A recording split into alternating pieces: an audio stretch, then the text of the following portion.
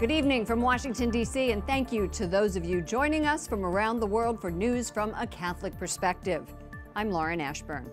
Horror in Las Vegas as at least 58 people are dead, more than 500 wounded. ISIS claims responsibility for last night's attack, but has yet to provide evidence. And the Las Vegas sheriff says it was the work of a lone wolf. We'll hear reaction from the president coming up, but first, police say the gunman is dead. I think it's very important for you to understand that this investigation is going to be long and contracted before we get to the bottom of everything associated with it. An update from the sheriff after a mass shooting on the Las Vegas Strip. The gunman is identified as 64-year-old Stephen Paddock, a local resident who then killed himself. Police are working to identify a motive. Why were shots fired into a crowd of about 30,000 people gathered for a Sunday night concert with country star Jason Aldean? Concertgoers describing a scene of chaos and confusion. I heard a pop, sounded like a firework or something, and then we heard a couple more pops different places in the stadium. They put the floodlights on, and then we heard the gunshots kept on going on. So, seriously, 20,000 people were just down, crouched down.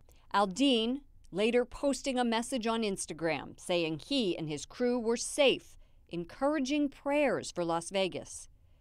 Tonight has been beyond horrific. I still don't know what to say.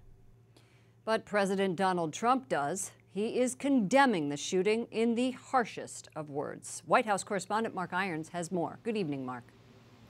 Good evening, Lauren. The president's schedule had called for an event in the East Room this morning to discuss deregulation. Those plans quickly changed so the president could address the Las Vegas tragedy and thank those first responders, many of whom used the Catholic Church across the street as a command center. A moment of silence on the South Lawn. This afternoon, an emotional press secretary tries to answer the unanswerable. The Gospel of John reminds us that there is no greater love than to lay down one's life for a friend. This morning, tough talk from the president. It was an act of pure evil. And comforter-in-chief. We are praying for you, and we are here for you. In a nationally televised address, President Trump said the nation is joining together in sadness, shock, and grief. We call upon the bonds that unite us, our faith, our family, and our shared values. We call upon the bonds of citizenship, the ties of community, and the comfort of our common humanity.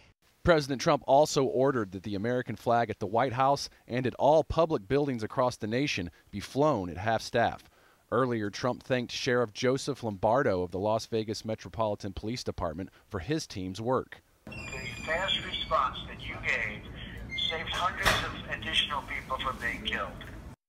Unlike his predecessor Barack Obama, who used mass shootings to call for stricter gun control measures, the president made no mention of firearms restrictions today. In a statement, the Diocese of Las Vegas, led by Bishop Joseph Pepe, says it's praying for all the victims. We are also very heartened by the stories of all who helped each other in this time of crisis. As the gospel reminds us, we are called to be modern-day Good Samaritans. I spoke to the Vicar General, Father Bob Stokig of the Las Vegas Diocese. He tells me the Shrine of the Most Holy Redeemer across the street from the scene of this shooting is being used as a police command center where the bodies of the deceased are being processed outside the church. He also said the diocese has priests present at local hospitals. Lauren. Absolutely horrific, Mark. The Vatican sent the U.S. a telegram. What did it say? That's right. Vatican Secretary of State Cardinal Parolin says Pope Francis assures all those affected by the senseless tragedy of his spiritual closeness, and the Pope is praying for the injured and those who have died, entrusting them to the merciful love of the Almighty God. White House correspondent Mark Irons. Thank you, Mark.